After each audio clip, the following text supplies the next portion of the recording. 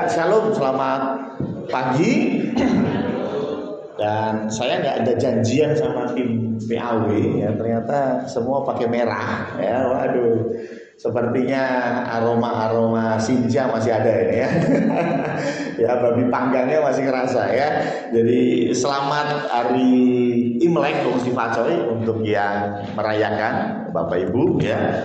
Kemarin juga ulang tahunnya Bu Tuti ya. Saya lupa keasikan makan kue keranjang ya, jadi sampai lupa ya, maafkan ya. Jadi hari ini kita mau belajar di minggu yang kedua yang temanya masih seputar kekuatan dan kesatuan gitu ya. Dan hari ini kita bicara tentang nyata dalam kesatuan ya, nyata dalam kesatuan. Nah, apa itu nyata? Nyata itu berarti nggak maya, betul ya? Ya, nyata itu nggak diawang-awang ya. Nyata itu apa yang bisa kita lihat, apa yang bisa kita rasakan, itu nyata gitu ya. Nah, karena itu saya coba cari referensi dari Alkitab, apa yang kira-kira bisa menunjukkan sebuah kekuatan dalam kesatuan dalam tindakan nyata. Dan saya temukan di Yosua pasal yang ke-6. Saya kira bolehlah kita baca Yosua pasal yang ke-6 ayat yang pertama dan seterusnya ya, nggak banyak karena saya yakin kita semua sudah tahu kisah ini. Ini kisah yang sangat-sangat terkenal gitu ya. Saya bacakan untuk Bapak Ibu sekalian, Yosua 6 ayat 1 dan seterusnya. Judul perikop yang diberikan Lembaga Alkitab Indonesia, Jatuhnya Yeriko. Dan dalam pada itu Yeriko telah menutup pintu gerbangnya, telah tertutup kota itu karena orang Israel, tidak ada orang keluar atau masuk. Berfirmanlah Tuhan kepada Yosua, ketahuilah aku serahkan ke tanganmu Yeriko ini beserta rajanya dan pahlawan-pahlawannya yang gagah perkasa. Haruslah kamu mengelilingi kota itu, yakni semua prajurit harus mengedari kota itu sekali saja. Demikianlah harus engkau perbuat 6 hari lamanya. Dan 7 orang imam harus membawa 7 sangkakala, tanduk domba di depan tabut. Tetapi pada hari yang ke-7, 7 kali kamu harus mengelilingi kota itu, sedang para imam meniup sangkakala. Apabila sangkakala tanduk domba itu panjang bunyinya dan kamu mendengar bunyi sangkakala itu, maka haruslah seluruh bangsa bersorak dengan sorak yang nyaring, maka tembok kota itu akan runtuh. Lalu bangsa itu harus memanjatnya masing-masing langsung ke depan. Cukup, amin ya. Nah, di sini kita melihat satu perikop yang saya yakin semua kita sudah hafal, yaitu tentang hancurnya tembok Yeriko. Dan tembok Yeriko itu hancur karena ada kesatuan. Ya. Karena semua orang Israel bersatu ngiterin itu tembok. Satu hari, satu kali, kecuali hari yang ke-7, hari Sabat. Hari Sabat mereka muter berapa kali? 7 kali, ya. Dan kemudian tembok itu runtuh, ya. Satu cerita yang mengingatkan kita dalam kesatuan ada kekuatan, gitu ya. Dalam kesatuan ada kekuatan. Dan ternyata kesatuan dan kekuatan ini tidak hanya kita dapatkan dari sisi positif. Karena ternyata ada kekuatan lain yang juga menyatakan, mengimplementasikan apa yang menjadi tanda kutip kejahatan. Coba kita lihat di dalam Galatia 5 ayat 19 sampai 21 ya. Galatia 5 ayat 19 sampai 21. Perbuatan daging ternyata juga nyata. Gitu ya. Gak cuma bicara tentang kesatuan yang membawa kekuatan, tetapi perbuatan daging pun telah nyata, yaitu percabulan, kecemaran, hawa nafsu, penyembahan berhala, sihir, perseteruan, perselisihan, iri hati, amarah, kepentingan diri sendiri, percideraan, roh pemecah, kedengkian, kemabukan, pesta pora dan sebagainya. Terhadap semuanya itu kuperingatkan kamu seperti yang telah kubuat dahulu, bahwa barang siapa melakukan hal-hal yang demikian, ia tidak akan mendapat bagian dalam kerajaan Allah. Ini jelas, rupanya perbuatan daging juga nyata. Tidak hanya perbuatan roh yang nyata, tetapi perbuatan daging itu nyata. Dan kalau itu dilakukan secara bersama-sama dan membutuhkan sebuah kesatuan, maka itu yang biasa dikenal di dalam konteks kekristenan modern adalah peperangan rohani. Ya, kalau sendirian itu bukan peperangan. Betul ya? Ada di sini yang pernah lihat negara perang? Pernah ya? Sendirian nggak? Enggak lah, masa ya Indonesia perang melawan Belanda sendirian gitu. itu bukan perang gitu ya. Itu cuma ribut antar tetangga ya. Ini kalau bicara tentang kesatuan berarti bicara tentang peperangan. Jadi skalanya sudah besar, skalanya itu luas dan melibatkan banyak sekali pribadi. Dan di sini bicara tentang peperangan roh. Dan peperangan roh ini bukan bicara roh yang di awal-awal. Karena kita hari ini bicara tentang nyata. Jadi bicara tentang perbuatan-perbuatan yang konkret, yang real, yang ada, yang bisa kita rasakan. Nah karena itu, coba kita lihat di dalam Efesus 6. Kalau kita bicara tentang peperangan rohani, Efesus 6 ayat yang ke-10. Efesus 6 ayat 10 dan seterusnya, perikop di situ dikasih judul perlengkapan rohani. Akhirnya hendaklah kamu kuat di dalam Tuhan, di dalam kekuatan kuasanya. Kenakanlah seluruh perlengkapan senjata Allah supaya kamu dapat bertahan melawan tipu muslihat iblis. Yang menarik ayat 12, karena perjuangan kita, bukan perjuangan Anda, bukan satu orang, tetapi kita, banyak orang. Perjuangan kita bukanlah melawan darah dan daging, tetapi melawan pemerintah-pemerintah, melawan penguasa-penguasa, melawan penghulu-penghulu dunia yang gelap ini, melawan roh-roh jahat di udara. Sebab itu, ambillah seluruh perlengkapan senjata Allah supaya kamu dapat mengadakan perlawanan pada hari yang jahat itu dan tetap berdiri sesudah kamu menyelesaikan segala sesuatu. Kalau kita baca ayat 14 dan seterusnya, maka dijelasin ya, mulai dari ketopong. Ketopong itu tahu apa? Helm ya. Ketopong, ikat pinggang dan lain sebagainya, dijelaskan semua. Saya pernah jelaskan ini satu-satu di doa pekan Pentakosta PDP 10 hari. Setiap satu hari kita jelasin ya, mulai dari kancingnya, ya, handphone, ya, peralatan, ya, ya. Tapi intinya ketika kita mau perang, berarti harus ada prepare, betul ya? Harus ada persiapan. Apakah ada orang yang mau perang, tapi langsung terjun aja gitu? Ya? Nggak mikirin strategi, nggak mikirin kita harus siapkan logistik apa? Saya kira nggak ada. Ya, semua orang yang mau berperang, semua negara yang mau berperang, sebelum perang pasti hitung-hitungan. Ya, betul ya? Ya, firman Tuhan bilang kalau kita mau berperang, bukankah kita duduk dulu bersama? Kira-kira kita menang nggak? Kalau kira-kira kita nggak menang, ya sudahlah, menyerah saja. Loh beneran? Ya, loh betul nggak? Kalau kita mau diserang dan negara yang menyerang kita, hitung-hitungannya kita pasti kalah. Ya sudah, menyerah saja. Loh buat apa? Hitung-hitungannya sudah kalah kan begitu ya. Tapi kalau ada orang yang mau menyerang, kita hitungkan oke, ini masih ada kemungkinan menang, maju. Kan begitu. Artinya apa? Ada persiapan. Dalam konteks peperangan rohani, alangkah sangat bodohnya kalau kita terjun dalam peperangan tanpa persiapan. Ada satu cerita bagaimana orang di kapal. Dan di bawahnya itu ada banyak ikan hiu, ya. Dan satu orang berkata bahwa, ayo, siapa yang berani nyemplung dan berenang bersama ikan hiu ini saya kasih 10 juta. Wah, tiba-tiba Pak Pur nyemplung, bergulat dengan hiunya, dan setelah itu keluar sebagai pemenang. Terus Pak Pur ditanyain, wah hebat sekali, berani sekali, ya. Dan Pak Pur bilang, Nggak usah nanya saya masalah itu. Kenapa? Saya cuma mau nanya, yang jorokin saya siapa?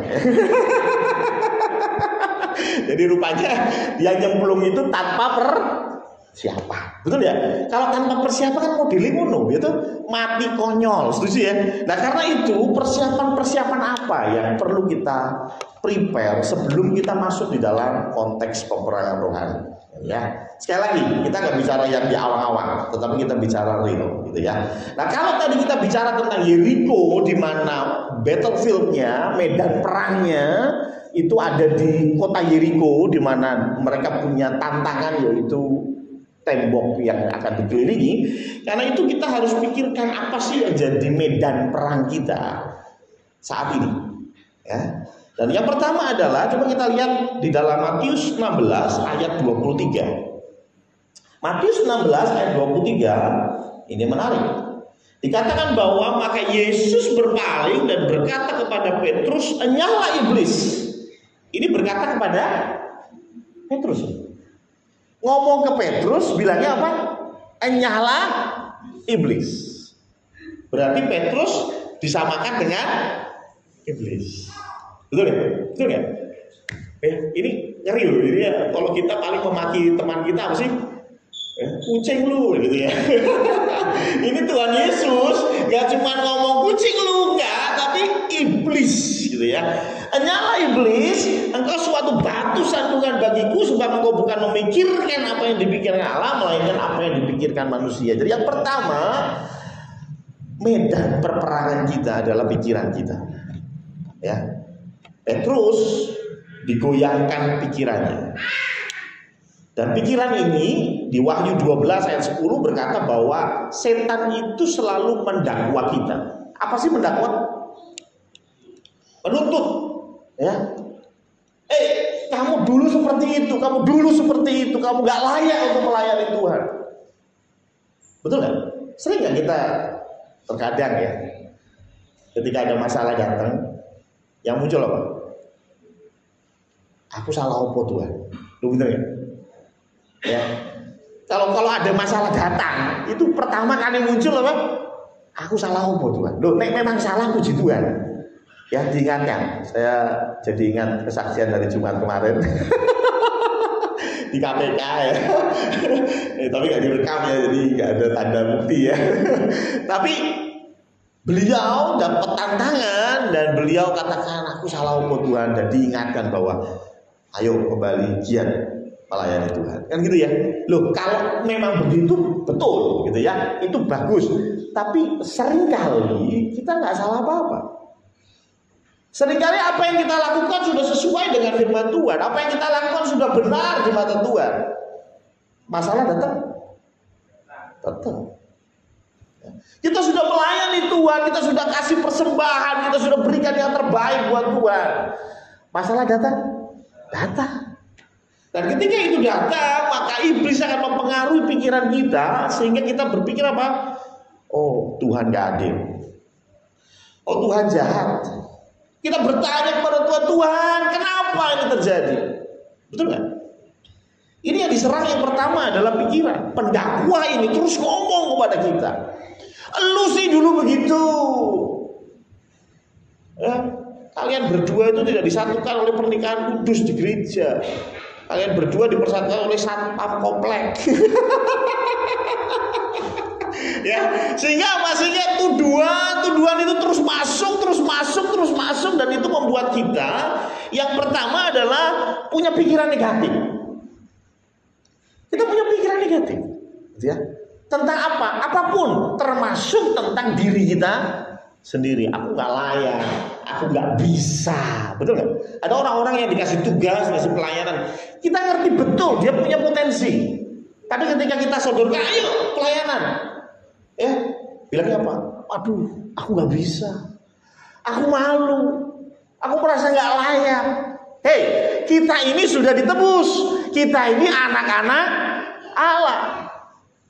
Ada satu orang yang saya kenal, dia lahir dari sebuah keluarga yang sederhana, anak pertama dari adik yang banyak, ya, sehingga ekonominya bisa dibilang elit, ekonomi sulit ya. Haleluya ya. Nah, tetapi ketika dia terima Kristus, dia punya rasa pede yang luar biasa. Yang dia pegang adalah apa? Aku anak Allah. Dia berani ketemu sama siapapun, dia berani ngomong sama siapapun karena dia punya confidence bahwa saya anak Allah. Bukankah indah kalau kita punya pegangan yang sama? Bukankah Abigail juga anak Allah? Bukankah Aldo juga anak Allah? Amin. Kita semua anak Allah. Oke, kalau kita lihat background ekonomi keluarga kita, mungkin gak ada yang dibanggakan. Ketika kita lihat background pekerjaan kita, mungkin gak ada yang dibanggakan. Tetapi banggalah satu hal, bahwa engkau anak Allah. Tetapi di balik kebanggaan itu ada tanggung jawab. Makanya saya bilang pekerjaan setan itu dari dulu, sekarang, dan mungkin sampai selamanya ya. Setan itu selalu kalau nggak rata kanan, rata kiri. Saya sudah sering cerita ini. Ya, setan itu selalu rata kanan atau rata kiri. Kalau nggak over power sekalian dihabisin. Ya, saya pernah cerita contohnya menghormati orang tua. Ya, setan itu bisa mengubahnya menjadi kita betul-betul menghormati orang tua. Sampai-sampai orang tua sudah meninggal, tiap hari masih ngirim rawon. Ya, kemarin saya makan rawon enak ya. Jadi ya, orang tua sudah meninggal, tiap hari masih datang bawa rokok Ji Samsu. Kenapa? Bapaknya senengane rokok Ji Samsu. Loh, ya namanya nukoknya rokoknya ya colah ngawur gitu. Malah ya kalau mau pakai rokok ya jangan. Supaya bapaknya berhenti rokok ya. Tapi ketika kita menghormati orang tua kelewat batas, itu pekerjaan setan. Kelihatannya menghormati ya? Lu menghormati, bahkan terlalu menghormati, terlalu mengasihi gitu ya. Sehingga itu pekerjaan setan. Tapi ada juga yang rata kiri. Gimana? Belas orang menghormati orang tua. Betul ya? Tuhan itu selalu di tengah-tengah. Jangan terlalu, tapi juga jangan sama sekali enggak. Harus seimbang. Hal yang sama juga tentang anak-anak. Satu sisi kau harus confidence, kau harus percaya diri bahwa engkau adalah anak Allah. Tapi ya juga jangan terus ngawur. Tiba-tiba masuk ke tempat makan kenyang, ketika disuruh bayar, duh, Anda tahu nggak? Bumi ini yang punya bapak saya. Ya, ada bercandaan ya, ada bercandaan di Jawa Timur ya. Jawa Timur itu bercanda, jadi maaf ini saya bukan rasis tapi ini bercandaan saja ya. Yang kadang-kadang bikin jengkel orang Madura ya. Orang Madura ini kadang-kadang dibercandain gitu ya. Orang Madura itu kalau ngambil airnya orang lain itu nggak pernah bilang gitu ya. Ngambil keran yang lain nggak pernah bilang. Ditegur sama yang punya. Loh, ini kan air saya, pam saya, kok nggak bilang, nggak pamit, langsung ngambil. Loh, sampean tahu? Iki air kita sopo? Gusti Allah. Wah, itu tak sopo? Gusti Allah. Ora apa-apa aku jumbo gitu ya. Nah, suatu kali kebalik, ya ada orang yang ambil airnya dia. Dia marah. Loh, kan air katanya Gusti Allah. Ya memang punya Gusti Allah, tapi kan aku sih jogo gitu. Ya, intinya apa? Ya jangan over confidence ya. Di samping ada kepercayaan diri yang dibangun, tetapi jangan lupa berkaitan dengan itu ada tanggung jawab. Kalau kita mau melakukan sesuatu, ingat, kamu anak Allah. Ojo isini. Jangan bikin malu bapakmu gitu ya. Yang kedua, apa selain pikiran negatif? Kekhawatiran. Ya. Kekhawatiran. Makanya Tuhan berkali-kali bilang, jangan kamu khawatir. Kenapa Bapak kita bilang begitu? Karena kita anak-anaknya sering khawatir. Ya, khawatir akan banyak hal. Tetapi Tuhan bilang, jangan khawatir. Ya, makanya Filipi 4 ayat 8, coba kita lihat. Filipi 4 ayat 8 dikatakan, jadi akhirnya saudara-saudara, semua yang benar, semua yang mulia, semua yang adil, semua yang suci, semua yang manis, semua yang sedap didengar, semua yang disebut kebajikan dan patut dipuji, pikirkanlah semuanya itu. Ya, wis pikirannya kita salah ya, pikirkanlah yang baik, pikirkanlah yang positif. Ya, nah kita mikirnya negatif terus, yo nggak barbar.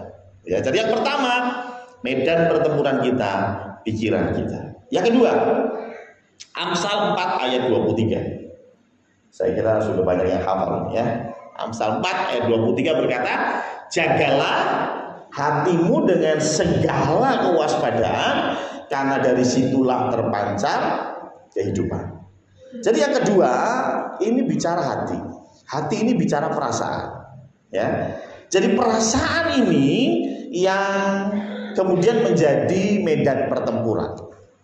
Ya, nyata nggak? Nyata, real. Ya, banyak di antara kita tidak bisa menjaga hati. Menjaga hati dari apa? Menjaga hati dari tumbuhnya akar pahit. Ya, coba kita lihat di Ibrani 12 ayat 14. Ibrani 12 ayat 14 dan 15. Berusahalah hidup damai dengan semua orang dan kejarlah kekudusan. Sebab tanpa kekudusan tidak seorang pun akan melihat Tuhan. Saya post di sini ya.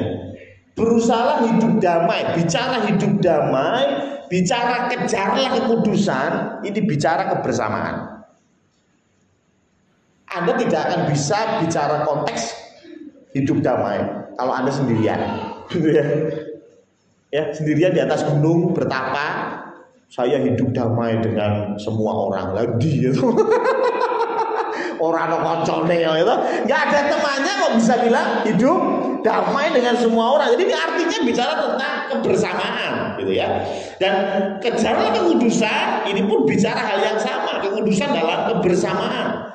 Nah, ayat 15, jagalah supaya jangan ada seorang pun menjauhkan diri dari kasih karunia Allah, agar jangan tumbuh. Akar pahit itu munculnya bukan karena Anda sendirian, tapi karena Anda bersama-sama. Betul ya? Siapa di sini yang pernah dapat akar pahit? Gue doang, gitu. Ya, luar biasa. Ada pendetamu yang punya akar pahit. Jemaatnya semua malaikat, gitu ya. Ya, kita punya akar pahit. Ketika kita punya akar pahit, jujur deh, akar pahit kenapa? Orang lain. Akar pahit kenapa? Karena kita bersinggungan dengan orang lain. Kalau kita sendirian, hidup sendiri, kita nggak akan ada akar pahit. Di budaya Jepang, saya lupa namanya, susah dicari di internet. Ya toh? Orang-orang Jepang itu sudah give up, sudah menyerah dengan kehidupan ini, dan mereka memilih untuk tinggal sendiri di kamar sampai mereka mati. Ya makan tetap makan, tapi nggak bersosialisasi belas. Saya menduga ini karena akar pahit. Ya, ada wanita yang dikecewakan oleh kekasihnya sampai dia berkata, udah laki-laki semua sama. Ya iya sih ya, sama-sama laki-laki ya kan, laki-laki semua sama-sama laki-laki kan gitu ya kan. Semua laki-laki sama, sehingga dia memilih, udahlah saya nggak mau menjalin hubungan lagi dengan laki-laki, sehingga mulai menjalin hubungan dengan perempuan. Ya. Loh, serius ya, banyak kaum yang gitu ya.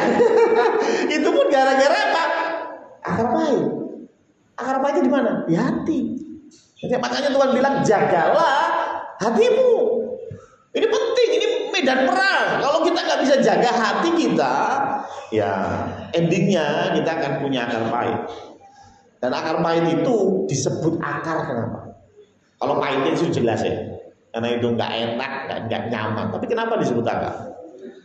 Akar itu satu nggak kelihatan, betul ya? Kelihatannya senyum, hehehe, gitu ya. Ternyata hatinya menangis ya. Betul nggak ya? Ya siapa di sini yang kalau ketemu di teman-teman gereja gitu, wow, paling apa ya, paling heboh gitu ya, paling fun gitu ya. Tapi begitu semua bubar kembali ke rumah, sepi ya. celinguk. Ini kan gue banget ya. Enggak. Ini saya nggak mau ceritakan saya ya. Tapi benar nggak? Kan ada orang-orang yang begitu. Ini bicara akar gitu ya. Ini bicara akar. Nggak kelihatan gitu. Nggak kelihatan gitu ya. Kelihatannya hehe. Bahkan beberapa studi itu ada orang-orang yang bunuh diri. Itu beberapa jam sebelumnya mereka ketawa-ketawa sama temannya ngobrol. Ya, dan 6 jam kemudian, 12 jam kemudian memutuskan untuk bunuh diri. Itu akal, nggak kelihatan. Ya, kita kelihatan kayaknya semua baik-baik saja, gitu ya. Makanya saya juga harus mulai hati-hati nih dengan diri saya, enggak dengan Anda ya. Dengan Anda kelihatannya senyum, begini aja, haleluya, nggak ada masalah. Tapi who knows, ya who knows. Siapa tahu Anda punya akar pahit. Makanya firman Tuhan bilang jagalah hatimu. Yuk jaga hatinya, gitu ya. Karena akar pahit itu nggak kelihatan, itu akar. Gitu. Yang kedua apa akar itu? Setiap hari terus berkembang. Akar itu menarik. Akar itu kelihatannya nggak kemana-mana, tapi sebetulnya kemana-mana, betul ya? Karena nggak kelihatan. Si akar itu kan semakin dalam, gitu ya. Dan semakin sulit dicabut. Betul kan? Ya, ketika kau punya problem, punya masalah, dan masalah itu nggak kau selesaikan, itu akan menjadi akar pahit. Dan masalah yang baru berumur 2 hari akan lebih mudah diselesaikan daripada masalah yang berumur 20 tahun, serius. Ya. Ada orang-orang yang umurnya sudah 50 tahun, 60 tahun, tapi punya akar pahit dengan papanya. Bayangin, umur 50, 60, punya akar pahit dengan papanya. Ya mungkin papanya sudah meninggal juga, ya. Tapi akar pahit itu begitu dalam sehingga dia tidak bisa menikmati kasih Tuhan. Dia nggak bisa melihat kasih karunia Tuhan. Makanya firman Tuhan berkata, jagalah supaya jangan ada seorang pun yang menjauhkan diri dari kasih karunia. Jadi akar pahit bisa muncul kalau kita menjauhkan diri dari kasih karunia. Apa sih? Akar pahit itu biasanya diterima oleh pelaku atau oleh korban. Halo, akar pahit itu oleh pelaku atau korban? Jujur dah. Korban ya, yakin. Hanya Bu Arti, kayaknya cuma saya sama Bu Arti yang punya akar pahit ya. Yang lain kayaknya nggak relate gitu. Apaan sih akar pahit gitu ya? Kita tuh fun-fun aja gitu ya. Wah, Mas ya.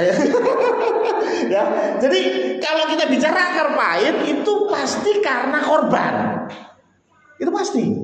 Makanya firman Tuhan itu selalu mengingatkan, kalau kita baca dari Kejadian bahkan sampai Wahyu, saya temukan banyak sekali ayat-ayat berkata apa?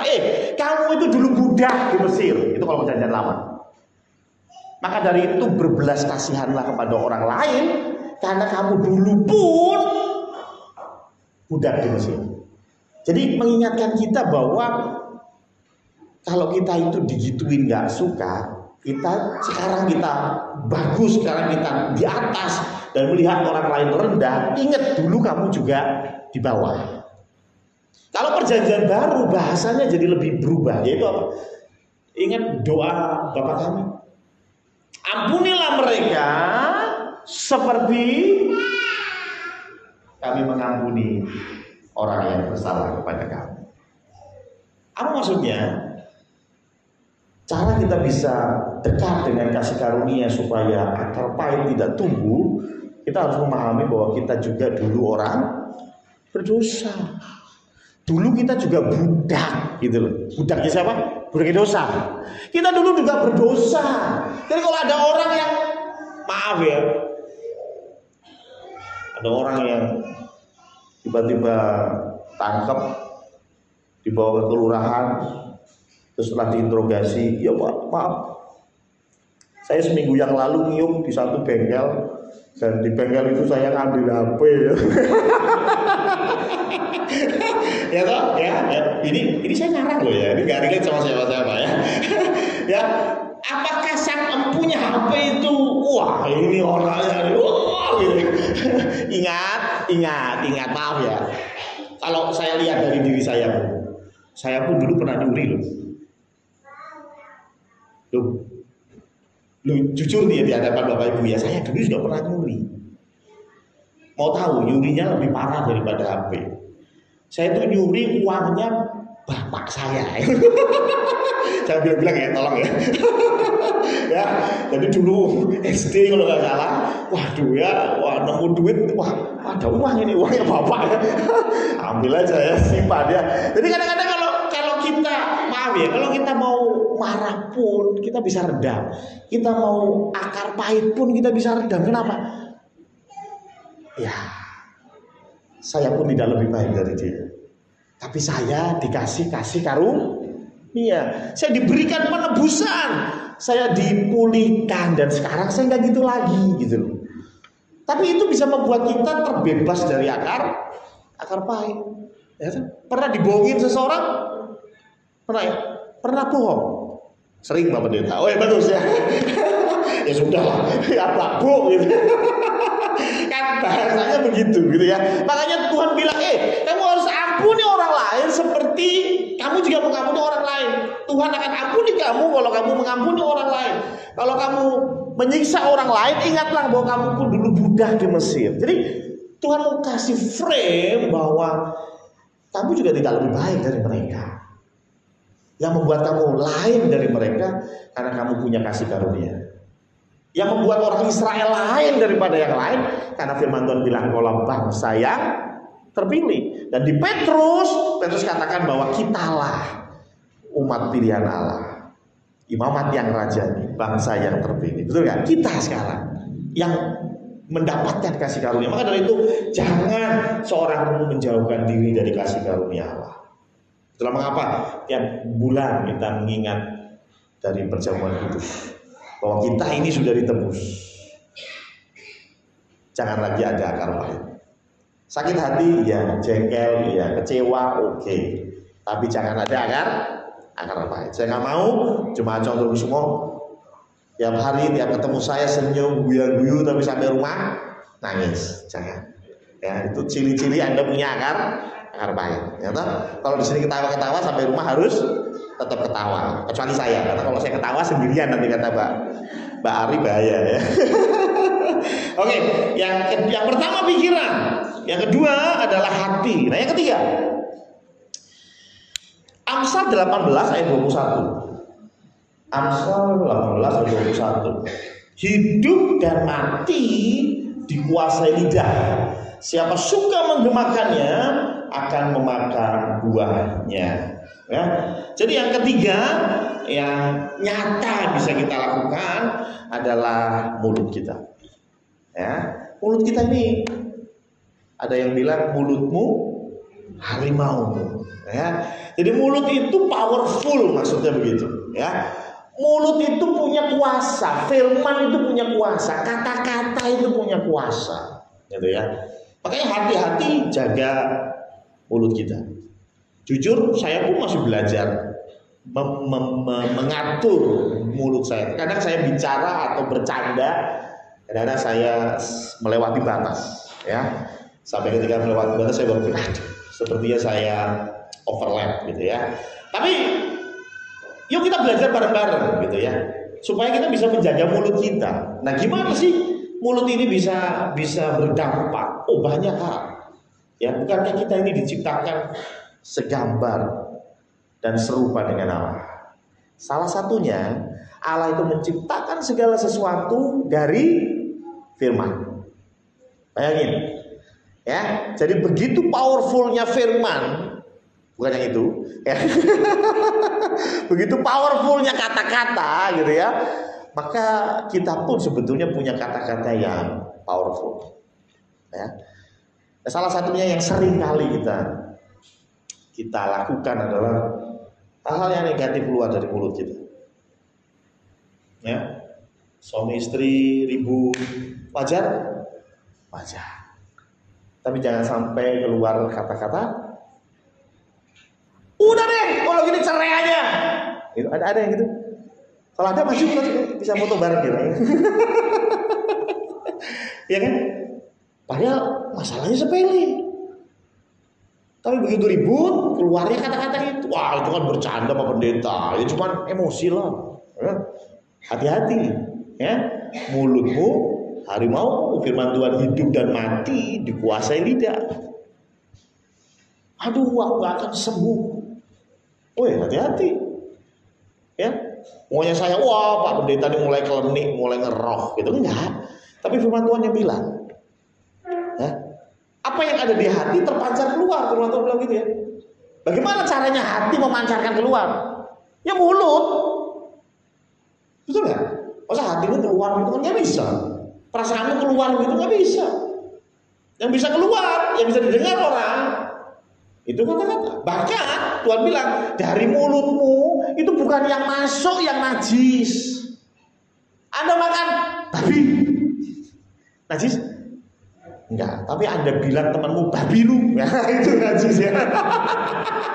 Ya kan? Tapi kalau makan babi enggak apa-apa. Enggak najis. Tapi ketika kamu nek koncomu, ya Anda panggil temanmu dengan itu tadi, itu najis. Gitu. Begitu powerfulnya yang namanya mulut, yang namanya kata-kata. Nah, karena itu ada 3 medan yang harus kita nyatakan. Ya toh, peperangan roh kita. Pikiran, hati, dan mulut. How? Bagaimana caranya? Kita belajar dari tembok Yeriko tadi. Tembok Yeriko bicara tentang apa? Setiap kali komuter diam. Tapi hari yang ke-7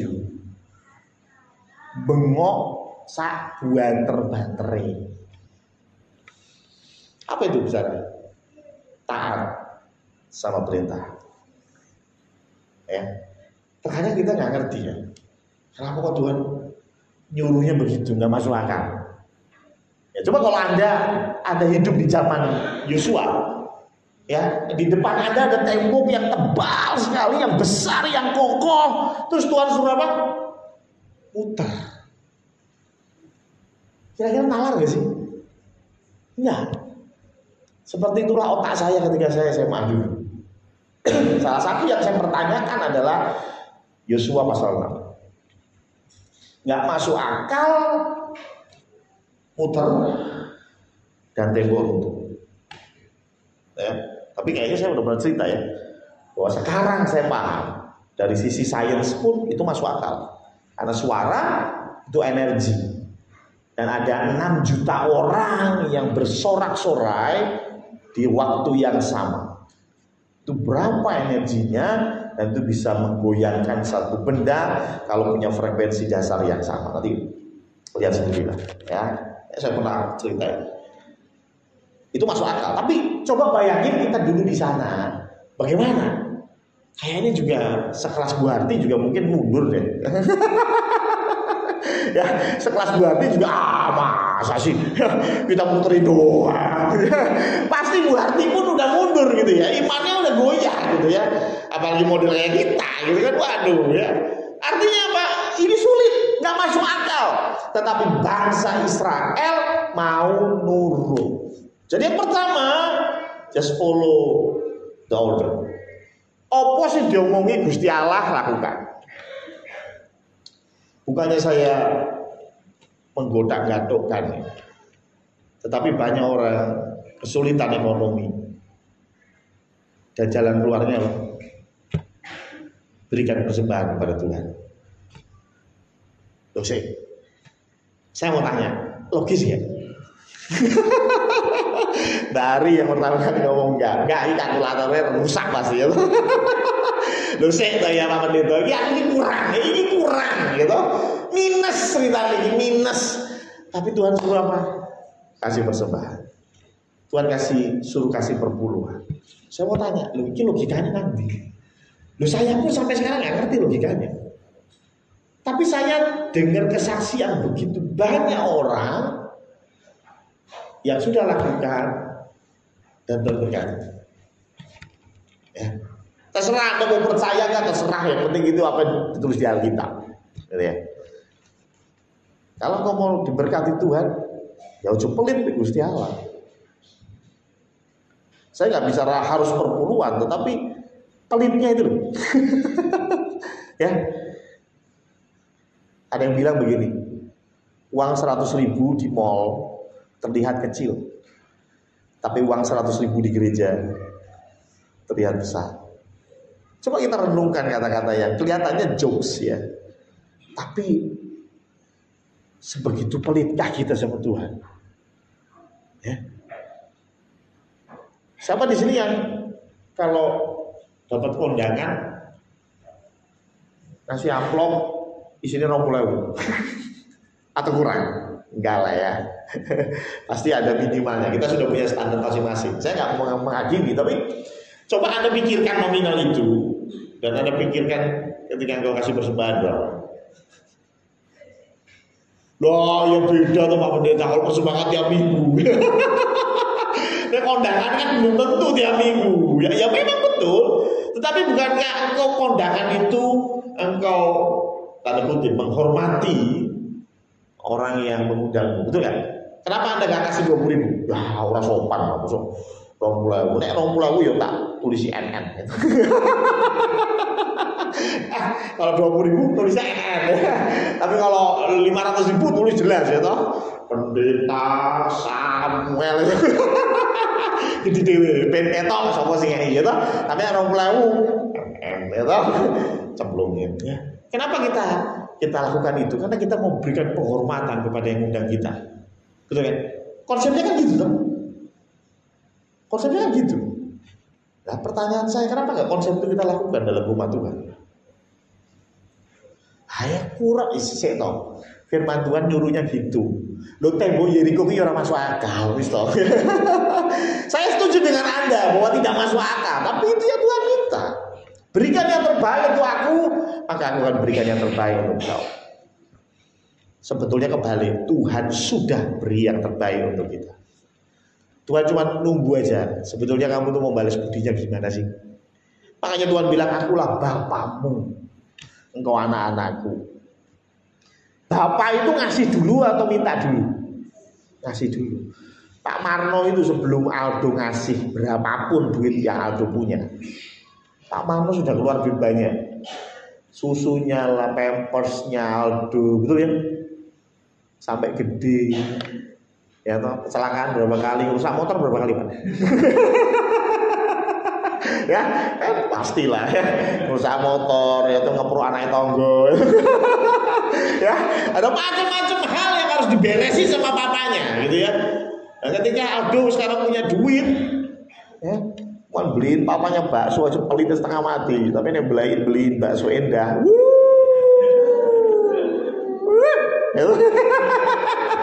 Pengen apa ya yang? Ya bakso ya. Ya, tapi kalau beli papanya, pelit setengah mati, ya toh, wale. Ya betul nggak? Setuju ya? Hal yang sama dengan kita dengan Tuhan. Tuhan sudah lakukan banyak hal. Tuhan cuma lihat aja sih. Sebetulnya Samuel tuh ngasih apa ke saya? Tuhan nggak butuh duit kita kok. Cuma Tuhan mau lihat hati kita. Ya, Tuhan mau lihat hati kita. Memang nggak masuk akal, tapi ayo kita nurut. Itu salah satu bentuk ini kekuatan yang nyata. Gak cuma omong doang. Satu itu. Yang kedua, mereka bersorak-sorak memuji Tuhan. Maka dari itu firman Tuhan berkata di dalam Efesus 5 ayat 20. Mana sih Efesus? Efesus 5 ayat 20. Ilham. Oke, ada. Ucaplah syukur senantiasa atas segala sesuatu dalam nama Tuhan kita Yesus Kristus kepada Allah dan Bapa kita. Ya. Jadi yang pertama nurut sama Tuhan, sekarang mulai Tuhan. Atau? Tapi yang kedua ucapkanlah syukur. Dalam kita melakukan perintah Tuhan, jangan bersungut-sungut. Lo ngasih persembahan sih sama Tuhan, tapi bersungut-sungut. Nggak jadi berkah. Buat apa? Kalau saya tahu ya mending ambil mulai ngopo ya. Memberi kepada Tuhan, lakukan perintah Tuhan, jangan bersungut-sungut. Ucapkanlah syukur senantiasa dalam segala hal. Apapun yang terjadi, ayo belajar mengucapkan syukur. Ucapan syukur itu gak cuma haleluya, Tuhan Yesus baik, termasuk puji-pujian. Ya, siapa di sini yang playlistnya Dewa 19? Wih, Pak Sugeng Dewa 19 ya. Siapa di sini yang playlistnya GPCC ya? Ya, yang playlistnya Navirision nggak ada ya. Ya, Dewa 19 lah Om itu ya. Ayo kita mulai sering mengucap syukur. Ya. Oh, prediksinya seperti apa ke depan 2024 ini seperti apa? Saya tahu dan saya banyak membaca juga dan melihat berita, ya memang cukup membuat kita khawatir. Tetapi firman Tuhan bilang ucapkanlah syukur. Terus bolah piye. Tapi ucapkanlah syukur dalam segala hal. Dan yang terakhir,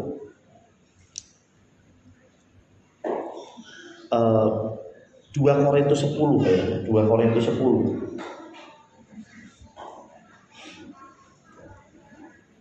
Oh, sorry. Filipi 4 ayat 6.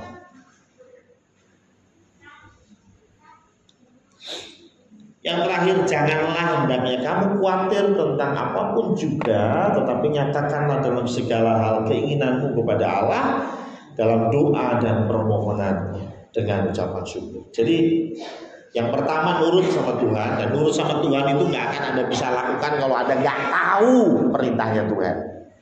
Anda nggak akan bisa tahu perintahnya Tuhan kalau Anda tidak. Oke, pinter ya. Yang kedua tadi ucap syukur senantiasa. Dan yang ketiga dikatakan nyatakanlah segala hal keinginanmu kepada Allah dalam doa. Ya. Doa ini juga penting. Ada satu ilustrasi yang menurut saya menarik. Ya. Ilustrasi yang menurut saya menarik. Pendeta ini memberikan ilustrasi seekor elang yang bertarung dengan ular. Elang bertarung dengan ular. Sama-sama binatang yang buas, sama-sama binatang yang kuat, sama-sama predator gitu ya. Tetapi yang menarik, si elang ini akan ambil ular itu dan diangkat tinggi. Maksudnya dibawa terbang. Do you know kenapa? Karena ular itu tempatnya di tanah, sedangkan elang tempatnya di udara. Dia bawa yang namanya ular itu ke dalam areanya dia, yaitu udara. Kalau elang bertempurnya di areanya ular, kalah. Karena ini teritorialnya ular, di tanah. Tapi dia nggak mau lakukan itu. Dia bawa ular ini ke atas dan bertempur di atas. Ya. Bertempur di atas bicara apa? Bicara bahwa ada di teritorialnya elang. Elang yang menguasai keadaan, bukan ular. Hal yang menarik, doa pun begitu. Ya. Ayo kita bawa masalah kita dalam doa. Kalau kita taruh masalah kita tetap di tempatnya, ini yang menang masalah. Kita bawa masalah kita ke dalam doa. Referensinya mana? Tuhan Yesus. Tuhan Yesus itu menarik ketika kita baca kisahnya dia berdoa di Getsemani. Dia datang berdoa di Getsemani dan dia berdoa sampai keringatnya seperti darah yang mengalir. Artinya apa sih? Dia takut. Gak bisa dijelasin pakai yang lain. Yesus takut. Takut akan apa? Apa yang ada di depan, yaitu bagaimana dia berpisah dengan Bapa. Takut.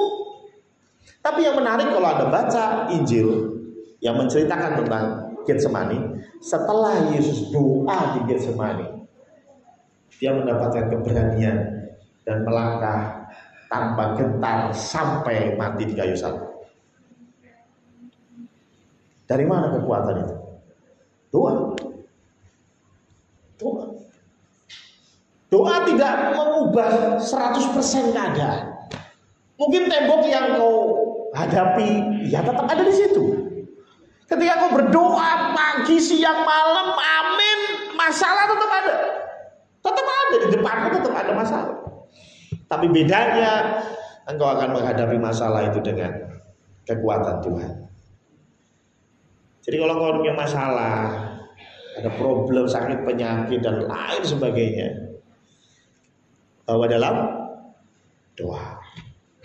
Karena di doa Tuhan berikan engkau kekuatan untuk menaklukkan segala masalah. Sehingga pikiran kita, hati kita, mulut kita siap diperlengkapi untuk peperangan rohani. Amin. Mari kita tutup dalam doa. Shalom, sudah dikasih dalam Tuhan. Mari kita akan menyimak bersama warga jemaat yang Bapak Ibu sudah terima, baik dalam berdoa maupun dalam berita yang dibagikan dalam WA grup jemaat Contoh Kusuma. Mewakili seluruh jemaat Contoh Kusuma yang pagi hari ini hadir dan mengucapkan terima kasih dalam juga sungguh bersyukur atas banyak Bapak Pendeta Samuel Purnomo yang sungguh sangat memberkati kami semua. Kiranya kita bersama dalam akhir Bapak Pastor dan Bapak dan kami memakai Bapak dan lagi dimanapun Bapak berada. Bapak Ibu Saudara, mari kami menyimak bersama warta jemaat sepekan. Nanti pada pukul 10 pagi Tunas Remaja akan mengadakan ibadah di mana pujian akan dilayani oleh saudara Nika, firman Tuhan dilayani oleh Ibu Sri Wuryani. Nanti sore pada pukul 15 Heji kembali mengadakan ibadah di mana pujian akan dilayani oleh saudari Jack New dan firman Tuhan dilayani oleh Bapak Tunggoro. Jangan lupa nanti sore masih ada ibadah yang kedua, di mana ibadah akan dimulai pada pukul 5 sore. Jadi Bapak Ibu Saudara mungkin ada anggota keluarga kita, saudara teman yang mungkin tidak bisa hadir pagi hari ini, bisa disampaikan bahwa nanti sore ada ibadah yang kedua, di mana pujian akan dilayani oleh saudari Maya, saudari Dina, dan saudari Eli. LCD oleh saudara Surya. Firman Tuhan kembali dilayani oleh Pendeta Samuel Purnomo, sapaan oleh Bapak Tunggoro, pengumuman oleh Bapak Pendeta Samuel Purnomo, dan musik saudara Mali, saudara Nino, dan saudara Ibu. Hari Selasa tanggal 13 Februari di tempat ini kembali diadakan persekutuan doa malam, di mana yang bertugas adalah Ibu Sukotriyono. Mohon perhatian untuk hari Jumat kedua, KPK kembali akan mengadakan ibadah gabungan dimulai pada pukul 18.30, mengambil tempat di tempat Ibu Yuni, pujian oleh Ibu Ana Sayati, dan firman Tuhan kembali dilayani oleh Pendeta Samuel Purnomo.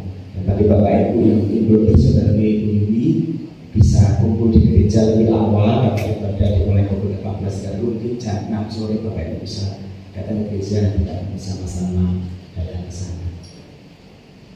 Hari Sabtu tanggal 17 Februari 2024 dimulai pada pukul 15.30, kembali JKK akan mengadakan ibadah di mana untuk kelompok usia 3 sampai dengan 8 tahun mengambil tempat di gedung gereja, dan firman Tuhan akan dilayani oleh Ibu Priati. Sedangkan untuk kelompok usia 9 sampai dengan 11 tahun mengambil tempat di lantai 3, dan firman Tuhan dilayani oleh Ibu Tina.